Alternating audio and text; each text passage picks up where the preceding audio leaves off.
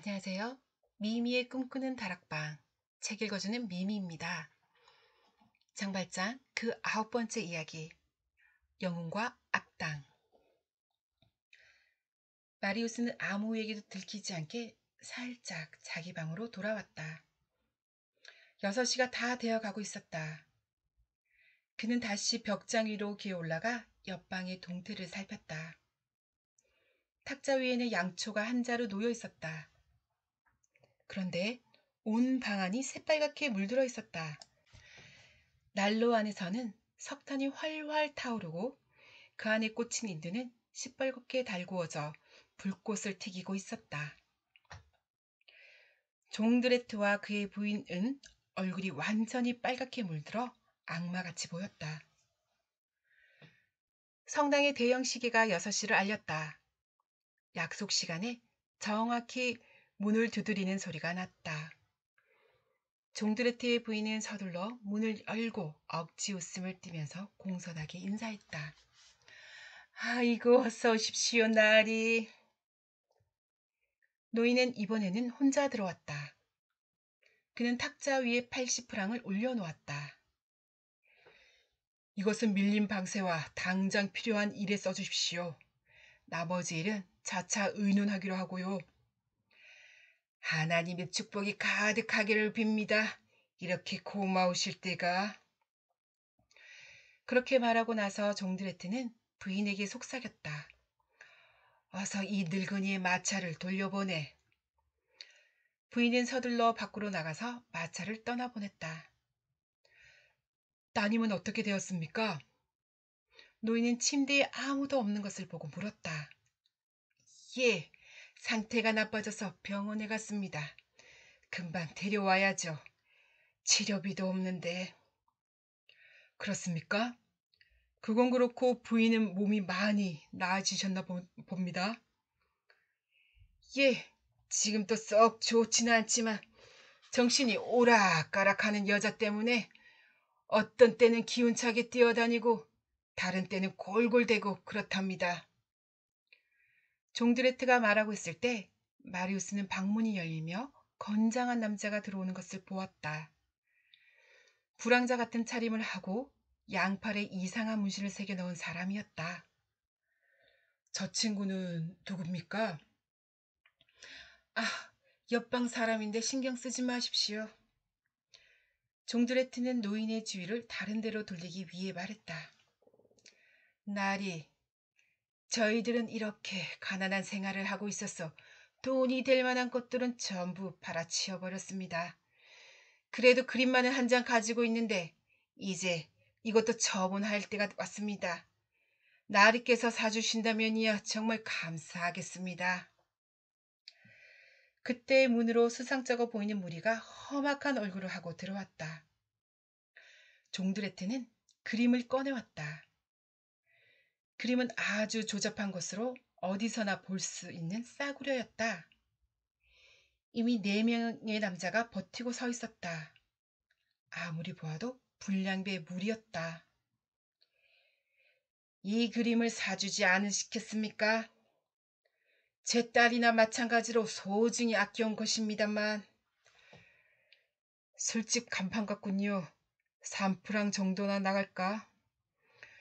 아이고, 나으리도 무슨 농담을 그렇게 하십니까? 5,000프랑으로 깎아드릴 수도 있는데. 이 말을 듣자 노인은 벌떡 일어서서 벽을 등지고 방안을 휘둘러 보았다. 순간 종드레트는 태도를 확 바꾸고는 소리쳤다. 이봐 이 영감, 더 이상 서로 시침에 떼지 말기로 하지. 내 얼굴을 본 적이 없나? 없소. 노인은 긴장을 한 탓인지 약간 창백해 보였으나 목소리에는 전혀 두려움이 없었다. 이때 문이 열리며 세 남자가 더 들어왔다. 모두 복면을 쓰고 푸른 작업복을 입고 있었다. 한 사람은 쇠막대기를, 다른 사람은 소를 잡았을 때 쓰는 도끼를 들고, 나머지 한 사람은 굵고 커다란 쇠사슬을 들고 있었다. 종드레트는 험악한 말투로 이어서 소리쳤다. 모르겠다면 가르쳐주지. 난 종드레트 따위가 아니야. 몽페르메 위에서 여관을 했던 그 테나르디에다. 이젠 알겠지? 노인의 얼굴에 잠시 놀라운 빛이 스쳐 지나갔다. 그래도 그는 침착하게 고개를 저었다. 모르겠소. 노인보다 더 놀랄 것은 마리우스였다. 테나르디에, 아버지의 유세에 있던 그 이름 아닌가. 마리우스는 하마터면 들고 있던 권총을 떨어뜨릴 뻔했다. 워털루의 용사, 아버지가 반드시 은혜를 갚아주라던 그 인물. 그러나 그 영웅은 아버지의 말처럼 훌륭한 인물은 아니었다. 오히려 지독한 악당이었다. 더구나 그 악당은 마리우스가 오랫동안 그리운 소녀의 아버지를 죽이려고 하고 있었다. 지금 내가 총을 쏘면 악당은 체포되고 소녀의 아버지는 살아나겠지. 그러나 그렇게 되면 아버지의 유언을 어겨야 한다. 아버지의 은인을 살려두면 소녀의 아버지는... 마리우스는 매우 난처한 입장에 빠졌다. 그동안에도 정드레트, 아니 테나르디에는 의기양양하게 노인을 쏘아보며 큰 소리로 외쳐댔다. 그래도 나를 모른다고? 멍청한 영감쟁이 같으니라고. 8년 전 크리스마스 밤에 우리 집에 들이닥쳐서는 그 계집아이를 데려간 게 바로 영감이었잖아. 그것도 단돈 1,500프랑에. 덕분에 그 후로 우린 온통 나쁜 일만 생겼다고. 그때는 영감이 이겼지만 이제는 내 차례야. 노인은, 즉 장발장은 잠자코 듣고 있다가 조용히 말했다. 나는 무슨 얘기인지 하나도 모르겠소. 누군가와 착각을 하고 있는 모양이오. 착각이라. 이제 영겁은 작작하시지 그래? 누굴 얕보는 거야? 이래봬도 난 프랑스 군인이었다고. 워털루 전쟁에서 계급 높은 군인을 구해준 용사란 말이야. 하지만 그건 아무래도 좋아. 무엇보다도 돈이 좀 필요해. 그걸 당신 딸이 가져오도록 시켜야겠어. 어때? 싫으면 목숨을 내놓을 텐지. 장발장은 의자를 걸어차고 탁자를 뒤집고는 창가로 뛰어갔다. 그러나 창문에 발을 걸치고 밖으로 뛰어내리려는 순간 악당들에게 옷자락을 잡히고 말았다. 이 영감쟁이가 어딜? 장발장의 양팔은 꽁꽁 묶이고 두 다리는 침대 끝에 묶였다. 테나르디에는 장발장 앞으로 의자를 끌어당기고 목소리를 부드럽게 바꾸어 간사하게 말했다. 이거 보시오, 나리. 우리 서로 위험한 일은 하지 말기로 합시다.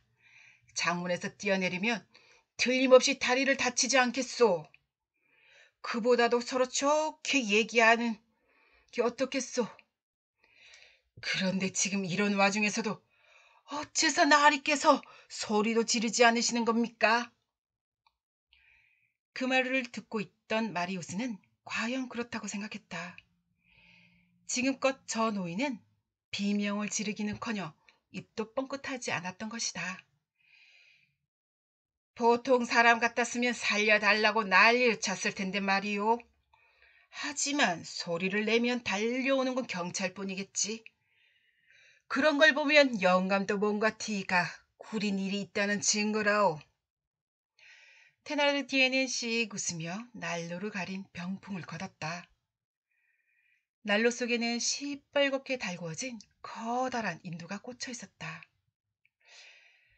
어쨌든 우린 돈이 필요하단 말이야. 한 20만 프랑쯤 있으면 되겠는데. 장발장은 여전히 입을 다물고 있었다. 그래, 지금 당장은 가진 돈이 없는 거 알지? 그러니까 내가 하는 말을 그대로 종이에 받아 적으면 되는 거야.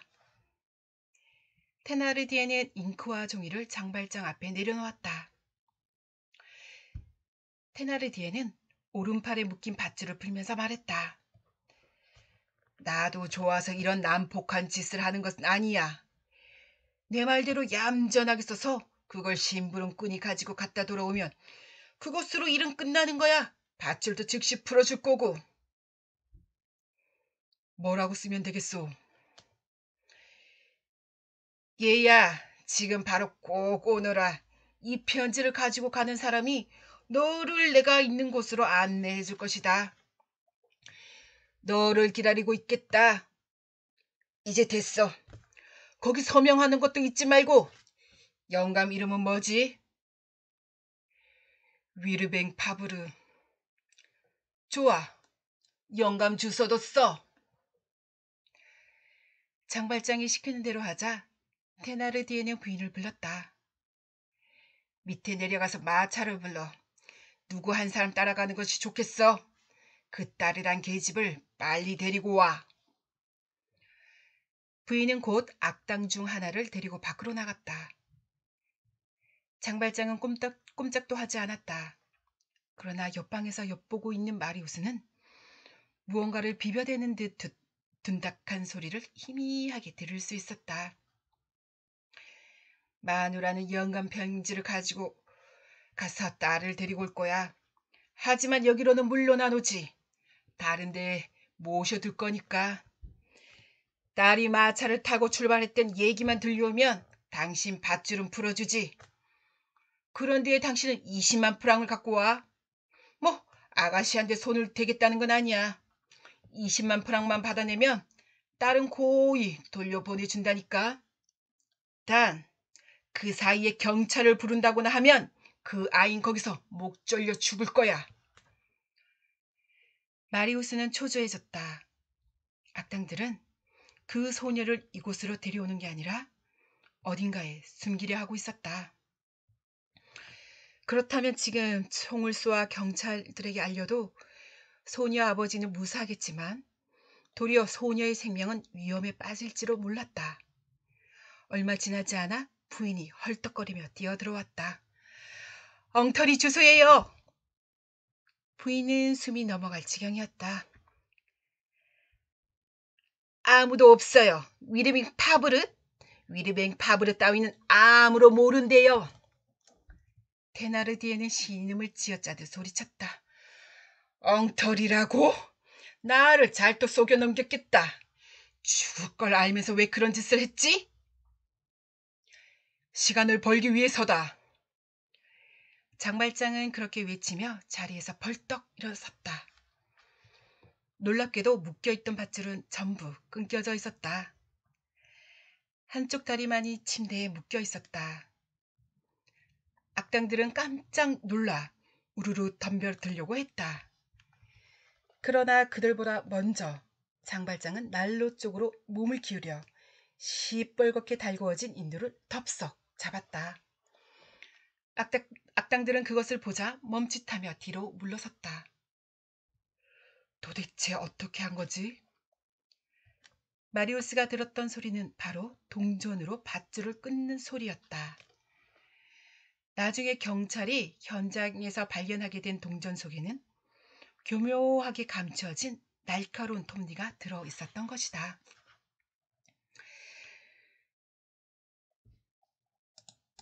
걱정 마.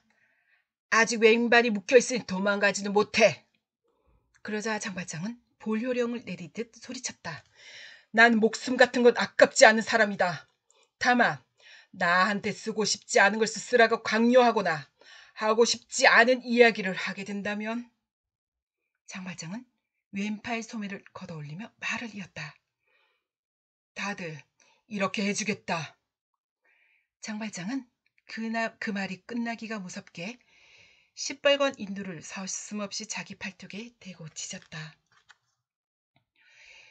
흉악한 악당 패거리들도 숨을 죽인 채 얼굴이 질려버렸다. 피부가 타들어가는 소리와 함께 살타는 냄새가 방 안에 번졌다. 그러나 장발장의 얼굴에는 고통이나 증오의 빛이 전혀 보이지 않았다. 그 분위기는 마치 일종의 의식처럼 엄숙하고 고요하기 이를 데 없었다. 장발장은 차분한 눈길로 테나르디에를 바라보았다. 이제 알았지? 너희를 같은 건 조금도 두렵지 않아. 어디 너희들 마음대로 해봐. 장발장은 인두를 창밖으로 내던졌다. 악당들은 저마다 소리치면서 장발장에게 달려들었다. 테나르디에는 서랍에서 예리한 칼을 꺼내들었다.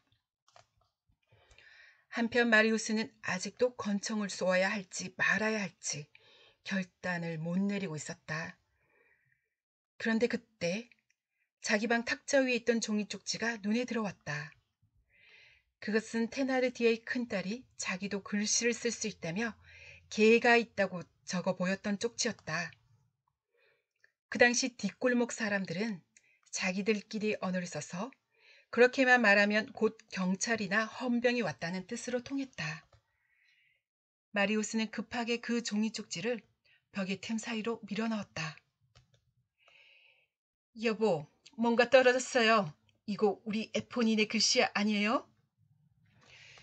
부인은 그것을 테나르디에게 건네주었다. 어디로 들어온 거야? 보나마나 창문으로 들어왔겠죠? 테나르디에는 쪽지를 보고는 소스라치게 놀랐다. 이런, 경찰이 왔다고 하는데 이거 큰일 났겠는걸? 악당들은 서로 앞다투어 도망치기 시작했다. 창문으로 밭으로 늘어뜨리기가 무섭게 누가 먼저 내려갈 것인지를 놓고 서로 싸우며 욕을 퍼부었다. 그때 경찰관들이 우르르 쏟아져 들어왔다. 앞장선 사람은 자베르였다. 자베르는 마리우스가 신호를 보내기로 한 권총 소리를 기다리다 못해 들이닥친 것이었다. 흉기를 버려라. 경찰관의 수가 더 많은 것을 보고 악당들은 항복했다. 테나르디에는 칼을 머리 뒤로 번쩍 쳐들었지만 곧 체포되고 말았다. 자베리는 탁자 앞에 앉아 악당들의 이름을 모두 서류에 적어 넣었다. 그리고 부하 경찰관에게 말했다. 묶여있던 그 노인을 이리로 데리고 오게. 경찰관들은 주위를 둘러보았으나 이미 장발장은 사라진 뒤였다. 그는 혼란한 틈을 타 재빨리 창문으로 빠져나간 것이었다. 부하 경찰관이 창가로 달려가 밖을 내다보았다. 뜰에 사람의 그림자는 없었으나 창문으로 늘어뜨려진 밧줄이 아직도 조금씩 흔들리고 있었다. 놓쳤구나. 사실은 그 자를 제일 먼저 잡아야 되는 건데. 안녕하세요. 미미의 꿈꾸는 다락방. 책 읽어주는 미미입니다. 장발장 그 10번째 이야기. 슬픈 연인들. 마리우스는 다음날 아침 고르보 저택을 떠나 친구의 아파트로 이사했다. 짐승보다도 못한 사람들의 추한 행동을 자기 눈으로 직접 보니 더 이상 그곳에 살고 싶은 마음이 들지 않았다. 또한 자베르 형사가 와서 이것저것 귀찮게 물어볼 일도 마음에 걸렸다. 그 노인과 소녀는 어디로 간 걸까? 그건 그렇고 그 노인은 그 위기 속에서 왜 소리질러 도움을 요청하지 않은 걸까? 경찰이 왔을 때 왜 모습을 감추어 버린 걸까? 모든 것이 마리우스에게는 의문이었다. 무엇보다도 마리우스는 그 소녀를 잊을 수가 없어 시름시름 앓았다. 세월은 덧없이 흘러갔지만 그는 소녀를 가끔씩 꿈에서나 만나볼 뿐이었다. 어느 봄날 그는 여느 때와 마찬가지로 산책을 하다가 테나르디에의 큰딸 에포닌을 만났다. 그날 우리들도 경찰에 끌려갔어요. 하지만 우리들은 아이들이었고 아무 짓도 안 했기 때문에 풀려났어요. 아버지는 교도소에 가셨지만. 마리우스는 그 말에는 대답하지 않고 잠자코 있었다. 그는 영웅인 줄 알았던 테나르디에가 사실 악한이었다는 것에 대해서 더 이상 생각하고 싶지 않았다. 악한이라고 해서 그의 아버지를 구한 공로까지 없어지는 것은 아니었다. 이 순간 그의 머릿속에는 소녀의 모습만이 남아있었다. 왠지 쓸쓸해 보이시네요. 왜 그런지 전 알아요. 그 노인이랑 아가씨 때문이죠? 마리우스는 여전히 아무 말도 하지 않았다. 지난번 약속 기억하세요? 사실 전 그 사람들이 있는 곳을 알아냈는데. 알려줘. 당장 알려줘, 에포닌. 마리우스는 에포닌의 어깨를 쥐고 흔들었다. 어머나, 제 이름을 기억해 주시는군요. 고맙습니다. 원하시면 안내해 드리겠어요. 그리고 세상이 두 쪽 나도 내 아버지한테는 절대 말하지 마. 그들이 어디에 있는지. 염려 말아요.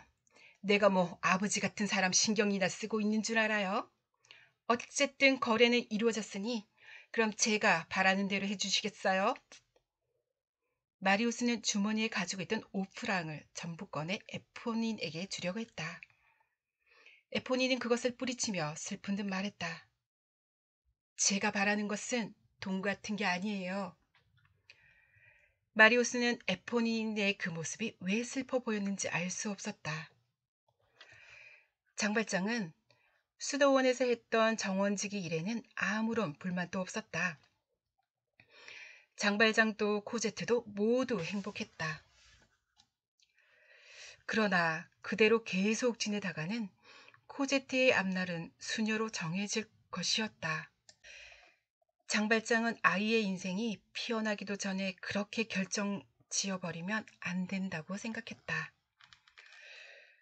여기 있으면 평생 누구의 방해도 안 받고 평화롭게 살겠지만 그것은 늙은이의 욕심일 뿐이야. 이 아이는 인생을 알 권리가 있어. 그러는 사이 포실방 노인은 병이 들어 죽었다. 그때 장발장은 수녀 원장에게 감사 인사를 하고 코제트와 함께 그곳을 나왔다. 그로부터 벌써 5, 6년이나 지난 뒤였으므로 끈질긴 자베르도 잊어버렸을 거라 생각했던 것이다. 그러나 장발장은 방심하지 않고 계속 신분을 숨기며 포실방이라는 이름으로 파리의 각각 다른 장소에 집 3채를 빌려두었다. 그렇게 해두면 비상시에 몸을 숨기는 데에는 곤란하지 않을 것이었다.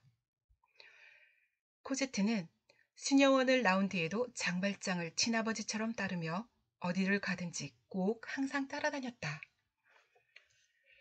코제트의 방은 아름답게 꾸며져 창문에는 커튼이 드리워지고 바닥에는 페르시아 카펫이 깔려 있었다. 겨울이면 언제나 난로불이 활활 타올랐다. 아버지, 제 방은 이렇게 늘 따뜻한데 아버지는 어째서 불을 떼지 않으시는 거예요? 너는 여자고 어린애니까 그렇지.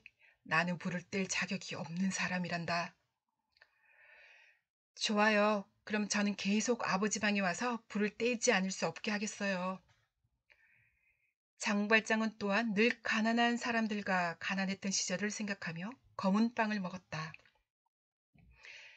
제 빵은 희고 부드러운데 왜 아버지는 검은 빵을 드세요? 난 검은 빵이 좋단다. 그럼 저도 같이 검은 빵을 먹겠어요. 이렇게 두 사람은 서로를 아끼고 사랑했다. 날이 갈수록 아름다워지고 화사한 모습에 행복해 보이는 코제트를 지켜보며 장발장은 이 행복이 언제까지나 계속되길 기도했다. 그러나 한편으로는 불안한 마음도 들었다. 코제트는 자기가 아름답다는 걸 알게 되면서 점점 여느 여자들처럼 멋을 내기 시작했다. 그것은 곧 남에게 보이기 위한 것이고 사랑에 빠질 나이가 되었음을 보여주는 증거였다. 장발장은 코제트가 없어지면 이 세상에 혼자 남겨지게 될 것만 같은 기분이 들었다. 그것은 나이가 많이 든 노인들이라면 누구나 가질 수 있는 자연스러운 감정이었다. 장발장과 코제트는 늘 가까운 공원으로 산책을 나갔다. 일요일에는 성당의 미사에 참석하고 가난한 사람을 만나며 자선을 베풀었다. 테나르디에의 처량한 구걸 편지를 에포닌으로부터 건네받은 것도 그 성당에서의 일이었다. 언제부터인가 코제트는 공원에 갈 때마다 기품 있고 멋진 청년이 항상 책을 읽고 있는 모습을 알아차렸다. 그 청년은 마리우스였다. 코제트는 공원에 산책을 나갈 때마다 매일 옷이 바뀌었고 머리 손질도 바뀌었다. 그 청년이 눈치 못 채게 계속 그쪽을 바라보고 있다가 장발장이 산책을 마치고 의자에서 일어날 쯤이며 실망한 듯 이렇게 말했다. 벌써 가요? 코제트는 그 청년의 모습이 보이지 않을 때면 어딘가 허전한 느낌이 들었다. 마리우스는 코제트에게 마음을 빼앗긴 나머지 그녀와 장발장을 뒤쫓기 시작했다. 그것을 알아차리고 장발장은 경계했다. 전혀 모르는 청년이 왜 자기를 쫓아오는지 알 수 없었기 때문이다. 장발장은 바로 또 다른 집으로 이사해버렸다. 그 후로 마리우스가 공원에서 그들을 만날 수 없게 된 것이다. 코제트 역시 쓸쓸한 마음으로 하루하루를 보내고 있었다. 또 멍하니 생각에 잠겨 지내는 시간이 많아졌다. 어느덧 장발장은 팔에 상처가 다 나았다. 코제트는 장발장이 고르보 저택에서 무슨 일을 당했는지 모르고 있었다. 장발장이 몽트레이유로 나간 어느 날 밤이었다. 코제트는 정원에 나와 있었다. 문득 정원 구석에 사람 그림자가 아른거렸다. 코제트는 흠칫 놀랐지만 두려워하지 않았다. 나타난 사람은 바로 코제트가 생각하고 있던 청년 마리우스였기 때문이다. 코제트는 주저하지 않고 그의 곁으로 다가갔다. 불안도 두려움도 없었다. 마리우스도 떨리는 마음으로 그녀와 마주 보았다. 그는 에포닌을 다그쳐서 새 집의 주소를 알아낸 뒤 밤마다 집 앞에서 맴돌다 가곤 했던 것이다. 놀라셨다면 죄송합니다. 괜찮아요. 당신의 이름은 코제트예요. 저는 마리우스라고 합니다. 처음으로 말을 주고받았지만 두 사람은 아주 오래전부터 알고 지내던 사람들 같았다. 첫 만남 이후 마리우스는 틈만 나면 코제트를 찾아가게 되었다. 두 사람은 행복에 푹 빠져 꿈을 꾸는 듯한 나날을 보내고 있었다. 지금은 변호사 일을 하고 있어. 하지만 출판사에 써주는 글로 어떻게든 생활은 하고 있지요. 아버지는 나폴레옹 시대의 영웅적인 대령이었소. 나는 그 반만큼도 못되지만 아버지 덕에 남작 자기를 얻었다오. 그런 건 하나도 중요하지 않아요. 나는 남작이 무엇인지 몰라요. 중요한 건 당신이 마리우스라는 거죠. 나도 수도원에서 자랐고 엄마도 돌아가셨지만 지금 아버지가 정말 잘해주세요. 마리우스는 코제트를 만난 뒤로 완전히 딴 세상을 사는 것 같아서 그 전에 있었던 무서운 일들에 대해서는 다 잊어버렸다. 그래서인지 그녀의 아버지가 고르보 저택에서 팔을 뒤진 일이라던가 경찰을 피해 달아나듯 가버렸다는 사실도 얘기하지 않았다. 같이 사는 친구는 밤마다 말쑥하게 차려입고 나들이를 하는 마리우스를 보고는 놀려댔다. 너 요즘 심한 거 아니야? 요즘 내 모습을 보고 있자면 별나라 물방울 3개라도 헤매고 다니는 것 같아. 도대체 그녀 이름이 뭐야? 그녀의 이름은 너무 신성하기 때문에 단 한 글자로 말해줄 수 없어. 두 사람은 행복했지만 코제트는 마리우스와의 일을 장발장에게 이야기하기가 꺼려졌다. 왠지 모르게 그것이 늙은 장발장을 몹시 슬프게 할 것만 같았다. 어느 날 저녁 마리우스는 여느 때와 마찬가지로 코제트를 찾아왔다. 그런데 그녀는 슬픈 표정으로 마리우스를 맞이했다. 마리우스, 오늘 아침 갑자기 아버지께서 여행 떠날 준비를 하라고 하셨어요. 조만간 영국에 간다고 말이에요. 영국이라니. 마리우스는 놀라서 목소리를 높였다. 그녀가 영국에 가면 두 사람은 더 이상 만날 수 없게 되고 결혼의 꿈도 깨져버리고 마는 것이었다. 당신도 영국으로 오시면 안 되나요? 나는 가난한 변호사요. 어찌할 바를 모르게 된 마리우스는 자기도 모르게 소리를 버럭 질렀다. 코제트는 당장이라도 울음을 터뜨릴 것만 같았다. 마리우스는 여러 가지 고민을 거듭한 끝에 말했다. 코제트, 내일 저녁에는 올 수 없지만 모레 틀림없이 오겠으니 기다려 주시오. 하루를 꼬박 못 보게 되는 건 정말 싫어요. 그러면서도 코제트는 잠자코 고개를 끄덕였다. 마리우스는 참을 수 없는 기분이었지만 처음이자 마지막으로 할아버지에게 손을 벌려야겠다고 생각했다. 이튿날 마리우스는 마음을 굳게 먹고 질 노르망을 찾아갔다. 질 노르망 노인은 이미 나이가 81세나 되었지만 아직도 건강했다. 다만 손자 마리우스에 대한 걱정으로 조금은 허약해져 있었다. 한시도 잊은 적이 없었던 마리우스가 돌아왔다는 소식에 질 노르망은 놀라움과 기쁨으로 환히 웃었다. 4년 만에 돌아온 손자는 잘생기고 늠름한 젊은이가 되어 있었다. 초라한 옷차림을 하고 있었으나 그런 정도는 아무것도 아니었다. 잘 돌아왔다. 기다리고 있었다. 난 내가 반드시 돌아오리라는 걸 알고 있었지. 내 말이 옳았다는 것을 이제 깨달은 모양이구나. 실은 부탁드릴 말씀이 있어서 왔습니다. 결혼을 생각하고 있는 아가씨가 있습니다. 그녀를 따라 영국으로 건너가고 싶은데 그만한 비용이 없습니다. 결혼을 한다. 노인은 얼굴이 금방 딱딱해졌다. 그럼 사과하러 온 게 아니란 말이지. 아무래도 좋다.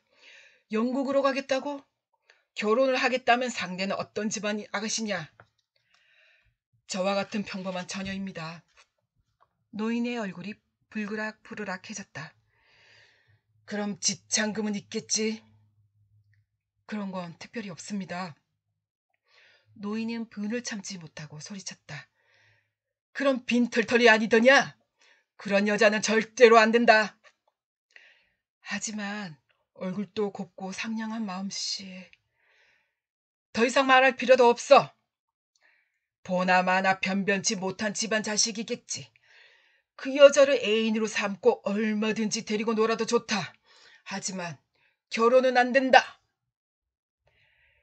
예상은 하고 있었지만 이렇게까지 말하리라고는 생각을 못했던 마리우스는 한숨을 쉬었다. 할아버지는 5년 전에도 제 아버지를 모욕하셨습니다. 이제는 제 아내가 될 사람을 모욕하시는군요. 저는 이제 아무도 의지하지 않겠습니다. 안녕히 계십시오.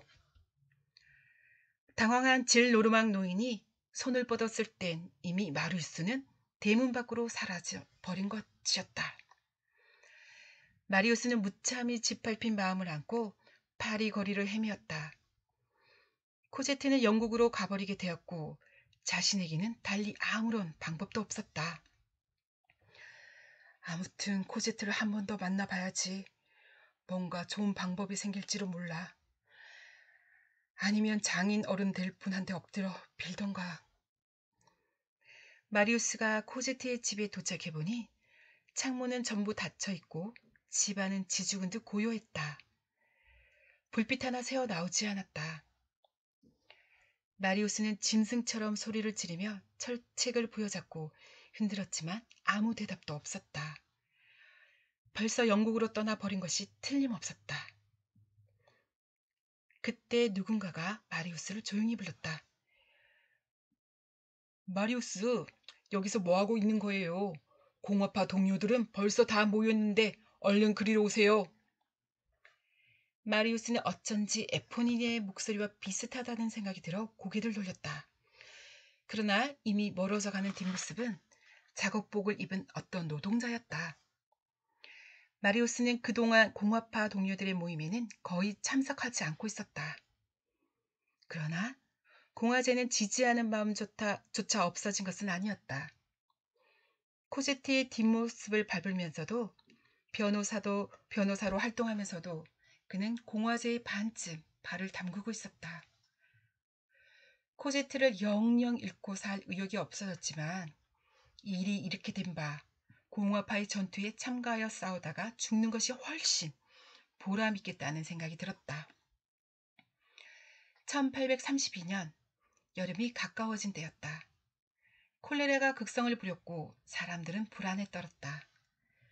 파리는 정치적으로 다소 평온한 기운이 감돌고 있는 때였다. 나폴레옹이 세인트 헬레나 섬으로 기한 가 있는 동안 프랑스는 다시 군주 제도로 돌아갔다. 그러나 루이 필립 왕의 정부는 나라를 다스리는 힘이 부족했다. 군주 제도에 반대하는 공화파 사람들의 운동은 점점 거세지고 있었다. 1789년에 일어난 프랑스 대혁명과 같은 불길이 언제 어디서 터질지 몰랐다. 그 때문에 경찰들과 공화파 사람들은 조금이라도 수상한 기미가 있거나 전과가 있는 사람들은 모조리 잡아들여 가혹하게 수사를 하고 있었다. 가명으로 살고 있는 장발장이 파리를 떠나 영국으로 건너가려고 생각한 것도 그 때문이었다.